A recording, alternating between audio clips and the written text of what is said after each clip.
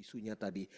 Tetapi di lain sisi kita tentunya melihat bahwa ada implikasi juga. Pertama, implikasinya yang bisa kita ambil adalah dari sisi koordinasinya. Bagaimana mengkoordinasikan berbagai permasalahan-permasalahan yang mungkin satu sama lainnya saling berkait. Di sini memang ada kementerian koordinator yang ditambah dari jumlahnya 4 menjadi 7. Tetapi apakah kementerian koordinator ini memang mempunyai portofolio yang cukup kuat untuk menjalin atau meningkatkan koordinasi antara berbagai kementerian-kementerian yang bertambah ini. Apalagi mengingat bahwa sebenarnya ada banyak sekali sebenarnya yang hal-hal yang memang harus diurus oleh berbagai lembaga-lembaga tadi. Contohnya pemisahan antara Kementerian Koperasi dengan Kementerian UMKM.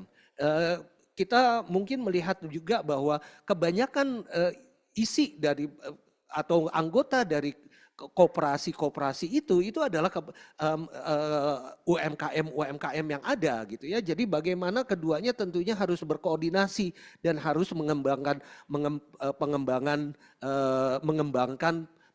isu-isu ekonominya. Lalu juga Kementerian Pendidikan dan kebudayaan yang sekarang ini dipisah menjadi 3. Tentunya ini semua keterkaitannya sangat kuat sekali. Oleh karena itu fungsi dari Kementerian Koordinator menjadi sangat penting sekali untuk menjalin atau meningkatkan koordinasi antara berbagai kementerian-kementerian yang ada tadi.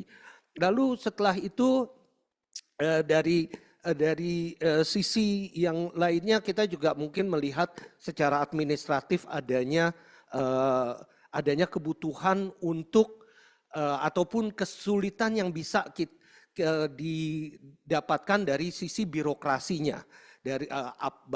Pertama tentunya bagaimana permasalahan mengenai birokrat ataupun juga sumber daya manusia yang ada. Bagaimana pembagian antara keduanya.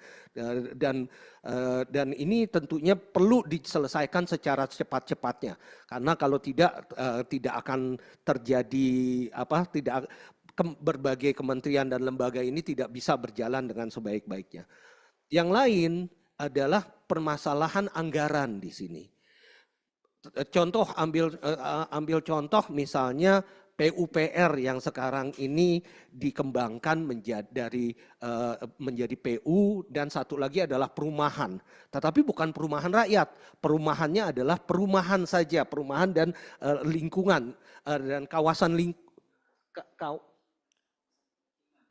pemukiman.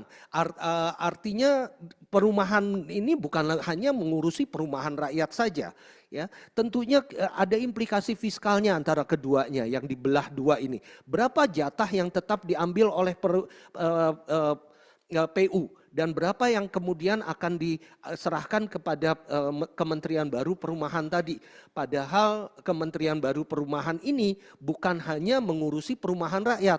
Tugas mereka bukan membangun perumahan seperti PUPR sebelumnya, tetapi mereka lebih memfasilitasi untuk sektor perumahan dalam menyediakan perumahan kepada masyarakat banyak. Nah, hal-hal seperti ini tentunya harus diselesaikan secepat-cepatnya. Begitu juga dengan Kemendikbud yang dipecah menjadi 3, jatah fiskalnya ini seperti apa?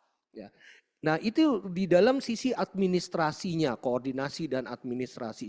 Ada juga sisi yang lebih substantif nanti yang perlu kita lihat sebagai implikasinya. Sekarang ini ada hampir 9.000 peraturan menteri yang berlaku, yang beredar di Indonesia. Dan ada puluhan ribu mungkin surat edaran menteri ya, yang berlaku dan menjadi dasar untuk regulasi-regulasi teknis di Indonesia ini.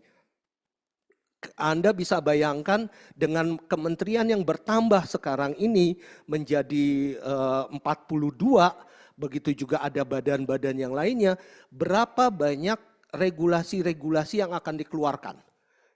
Kita tentunya tidak mau Indonesia ini menjadi negara hukum dalam arti negara ini menjadi produsen dari produk-produk hukum secara aktif. Kita mau untuk hukum itu, regulasi itu menjadi lebih streamline.